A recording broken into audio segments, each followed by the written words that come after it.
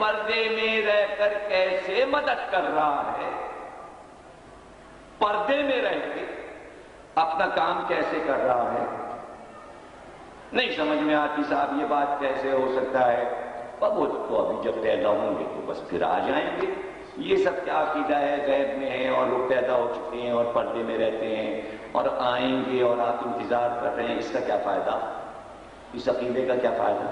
نہیں، یہی تو آپ کو سمجھنا ہے، اللہ یہی تو سمجھانا چاہ رہا ہے انسانوں کو کہ ہم اپنے ہادی کو پردے کے پیچھے چھپا کر کیسے یہ کہتے ہیں کہ سب کی ہدایت کرتے رہو اور حق کی پہچان کراتے رہو اور باطل کی پہچان کراتے رہو۔ صاحب عقل میں بات نہیں آ رہی، یہ بات آپ کی عقل میں نہیں آ رہی ہے، اور کئی ہزار برس سے ایک پردے میں چھپ کر پوری انسانیت کو بہکا رہا ہے، تو اس پہ یقین ہے۔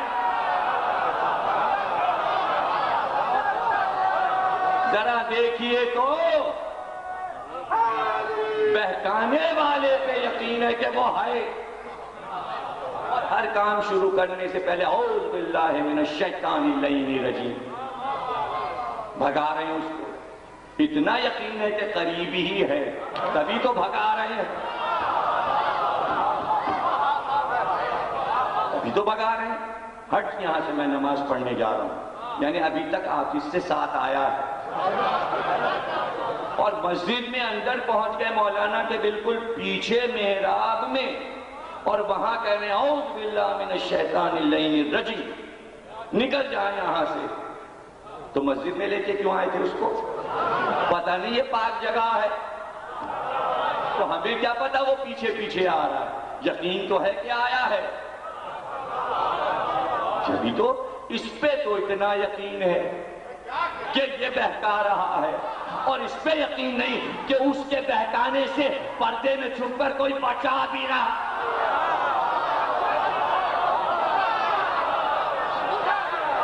اس لیے اسے پردے میں چھپایا کہ بہکانے والا بھی پردے میں چھپا ہے تو بچانے والا بھی پردے میں رہے۔ اب فلسفہ سمجھ میں آیا کہ بارہویں کو کیوں چھپایا؟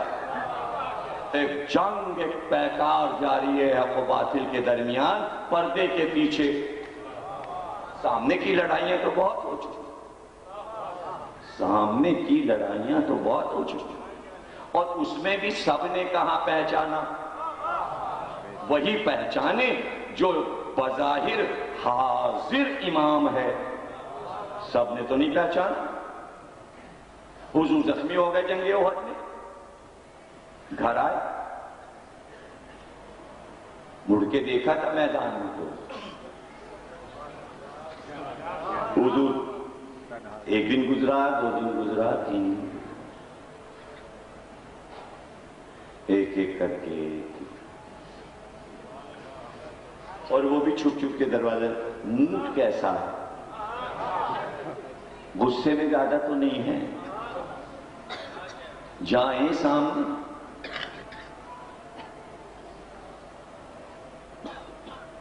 تو خود بتایا کہ تیسرے دن اس لیے ہم آ تو پہلے ہی دن واپس گئے تھے، لیکن ہم نے رک کے انتظار کیا کہ یہ بھی آ لیں، یا دوسرے دن پھر ہم دونوں رک گئے تاکہ وہ بھی آ لیں، وہ آئے تیسرے دن، اس لیے جب تینوں آ گئے تو ہم لوگ آئے۔ تو حضور نے کہا بھئی یہ کیوں کیا تم نے؟ کہا حضور اس لیے کہ ہم اکیلے جاتے تو سارا غصہ ایک ہی پہ اتر جاتا، ہم لوگ اکٹھا آئے تاکہ غصہ آپ پر ڈسٹریبیوٹ ہو جائے، سبھی کھائیں نا ڈانٹ، ایک کیوں کھائیں؟ حضور نے کہا یہ سب باتیں تو چھوڑو، گئے کیوں تھے؟ گئے تھے؟ کہ حضور ایک آواز آئی تھی۔ کیا آواز آئی؟ نبی قتل ہو گئے۔ اچھا تو نبی قتل ہو جائے تو چلے جاؤ۔ تو حضور نے کہا وہ شیطان کی آواز تھی۔ کہتے ہیں حضور ہم سمجھے جبریل کی آواز ہے. آپ سمجھے آپ وہ خود ہے پردے میں آواز سنا رہا, سننے والے کو یہ پتہ نہیں کہ آواز جبریل کی ہے کہ شیطان کی ہے. اس لیے کوئی پردے کے پیچھے سے یہ بتا تو دے, ارے بھائی گھبرانا نہیں, یہ آواز جبریل کی نہیں ہے شیطان کی ہے, تو پردے کے پیچھے سے بتائے کہ یہ پردے کے پیچھے سے آواز ہے. سارے کام تو ہو رہے ہیں پردے میں, اب یہ پردے کا مسئلہ عجیب ہے. نماز کہاں کہاں یہ پردہ ہے, رمضان میں تو خیر عام ہے یہ پردہ, لیکن میراث سے لے کر اور سامرے تک یہ پردہ ہے. لیکن یہ سارے پردے کہیں تاریخ کا پردہ ہے وہ نظر آ جاتا ہے, کہیں حدیث میں پردہ ہے وہ نظر آ جاتا ہے, کہیں فقہ میں روزے میں پردہ ہے نظر آ جاتا ہے. ان پردوں کا کیا کیا جائے جو عقلوں پہ پڑے ہیں؟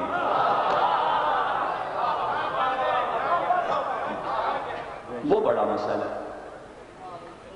تو وہ ہیں تو کیا وہ غار میں چھپے رہ گئے؟ نہیں بھائی, وہ غار کا مسئلہ دوسرا ہے. غار سے کیا واسطہ, مذاق ہوا دیکھیے, حالانکہ مان بھی رہے,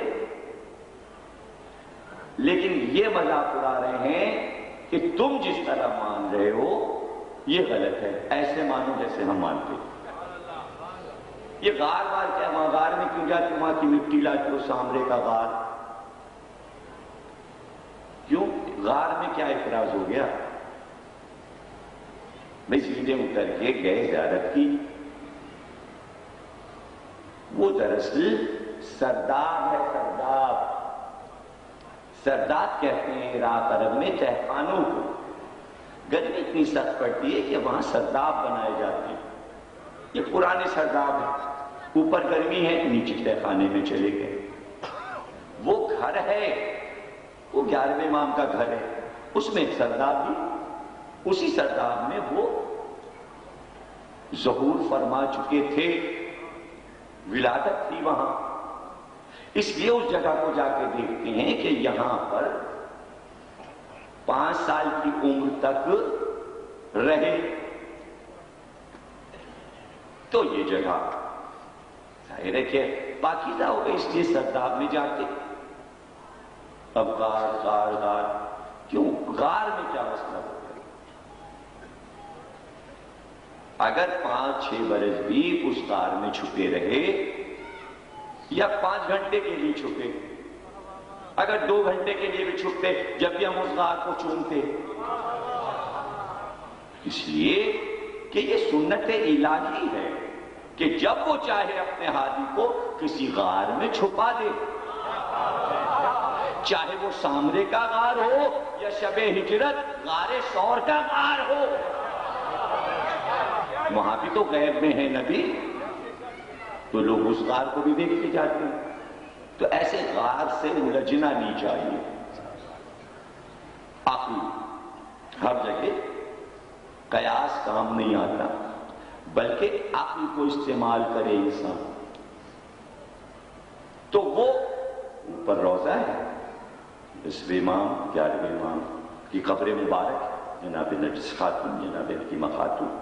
جب وہاں سے زیارت کر لی تو سرداب میں نیچے چھوٹی سی مسجد بنا دی گئی ہے.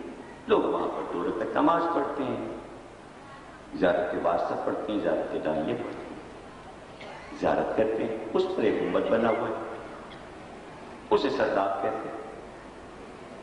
ورنہ وہ گھر تو وہ کب کا چھوڑ چکے. وہ تو جب اپنے والد گرامی کی شہادت کے بعد ہی والدہ کے ساتھ وہاں سے سامرے سے نکلے. باپ نے خط لکھ دیا تھا کہ بیٹا یاد رکھنا, ہم آل محمد کا کوئی ایک وطن نہیں ہوتا, اور تم کسی ایک جگہ نہ ٹھہرنا.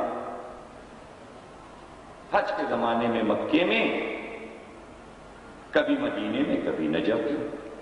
زیارتیں کرنے جائیے, ہر جگہ مقام حجت بنا ہوا ہے, مسجدیں بنی ہوئی. جہاں جہاں قیام کیا ہے وہاں وہاں زیارت گاہیں بنا دی گئی.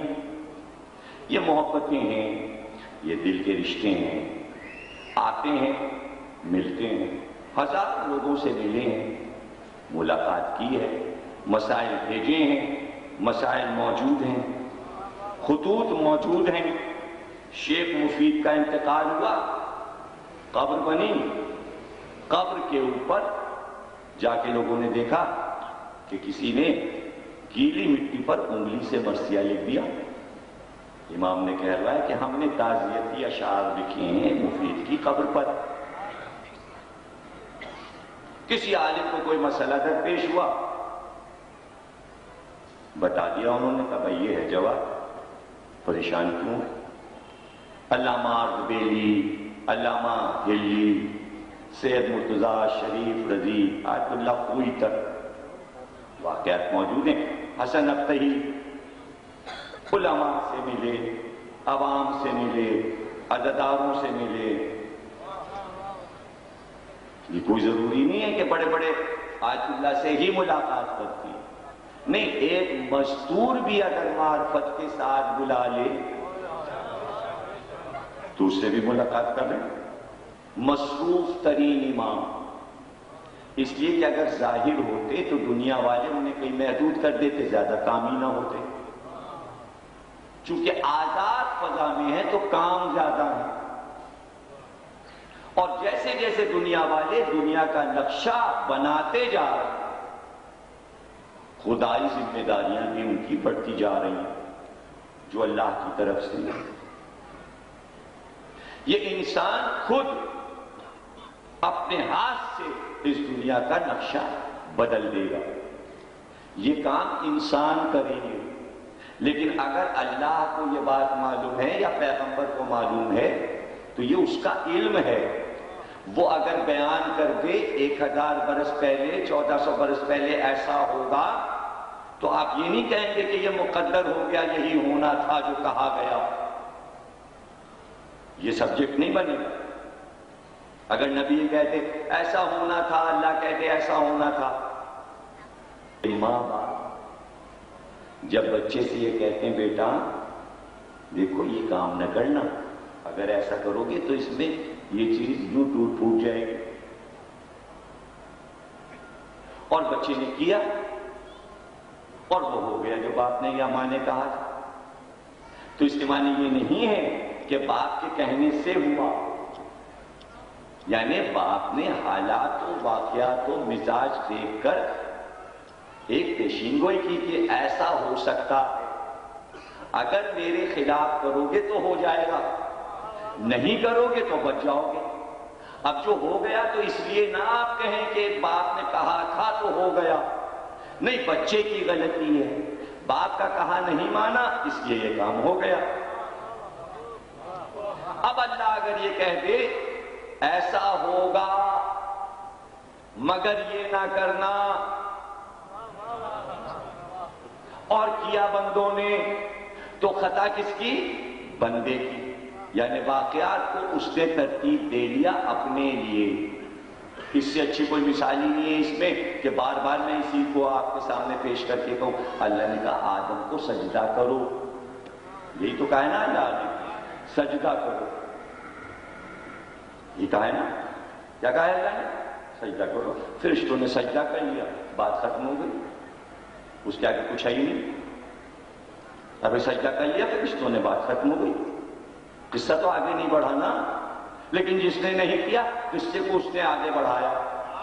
یہ دنیا بن گئی، پھر شرری لوگ پیدا ہو گئے، پھر فسادی لوگ پیدا ہو گئے، پھر شیطان جیسے ایک سجدہ نہ کرنے کی وجہ سے پوری دنیا میں آفتیں پھیلی ہوئی ہیں. اسی لیے اللہ نے کہا تھا سجدہ کر لو، اگر کر لیتا تو یہ سب نہ ہو رہا ہوتا. تو آپ کہیں اللہ نے یہ کہا کیوں؟ اللہ نے تو کچھ بھی نہیں کہا. اللہ نے تو یہ کہا تھا سجدہ کر لو، فرشتوں نے کر لیا، جھگڑا ختم ہو گیا. چونکہ فرشتوں نے کر لیا اس لیے عرش پہ کوئی ہنگامی حالت نہیں.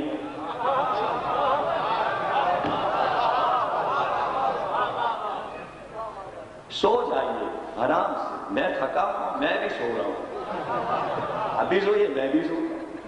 اور کیا روز کا سبق بھول جاتے ہیں. روز میں کہوں تقریر کیسے سننی ہے, نہیں سننی ویسے نہ سنی تو میں بھی کہہ دوں گا ہاں, تو پھر میں تو روز کہتا ہوں ایسے سنیے. آپ کو ویسے سننا نہیں, آپ کو ویسے سننا نہیں تو ویسا ہونا نہیں. تو حالات کون بنا رہا ہے؟ مجلس کون بنا رہا ہے؟ میں تو نہیں بنا رہا, آپ بنا رہے ہیں. کہاں مان لیتے مجلس پہلے ہی ایسی بن جاتی. غلطی کس کی؟